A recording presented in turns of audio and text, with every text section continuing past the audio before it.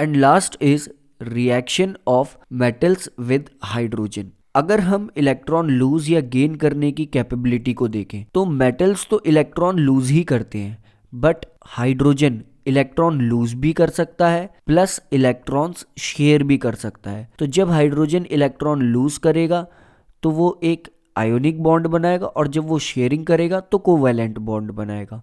But वो electrons accept तो कर ही नहीं रहा, तो कोई भी बॉन्ड बने मेटल्स ने तो इलेक्ट्रॉन लूज कर दिए, और ये इलेक्ट्रॉन्स लूज होने के बाद कोई ना कोई जो इससे रिएक्ट करेगा वो इन इलेक्ट्रॉन्स को एक्सेप्ट ज़रूर करेगा। तो कुछ ज़्यादा रिएक्टिव मेटल्स होते हैं जो हाइड्रोजन को इलेक्ट्रॉन्स एक्सेप्ट करने पर फोर्स कर देते हैं, और यहाँ पर एक सॉल्ट फॉर्म करते हैं, जिस सॉल्ट को हम मेटल हाइड्राइड्स भी कहते हैं।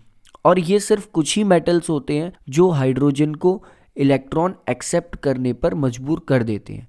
For example sodium, potassium, calcium and magnesium. यानी कि ये सिर्फ हाईली रिएक्टिव मेटल्स ही होते हैं जो हाइड्रोजन को भी इलेक्ट्रॉन्स एक्सेप्ट करने पर इंसिस्ट कर देते हैं, और इलेक्ट्रॉन्स जब एक्सेप्ट हो जाते हैं हाइड्रोजन के द्वारा तो यहाँ पर एक सॉल्ट फॉर्म होता है जिसे हम मेटल हाइड्राइड कहते हैं। लाइक सोडियम जब हाइड्रोजन के साथ रिएक्ट करेगा और हाइड्रोजन को इलेक्ट्रॉन गेन करने पर फोर्स करेगा तो यहाँ पर एक सॉल्ट फॉर्म होगा जो कि होगा सोडियम हाइड्राइड।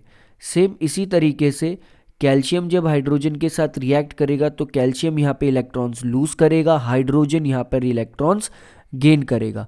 तो यहाँ पे जो सॉल्ट फॉर्म होगा वो होगा कैल्शियम हाइड्राइड। और नोट करने वाली चीज़ यहाँ पर ये है कि सभी मेटल्स हाइड्रोजन के साथ रिएक्ट नहीं करते, क्योंकि हाइड्रोजन और मेटल्स की प्रॉपर्टी एक ही तरीके की है।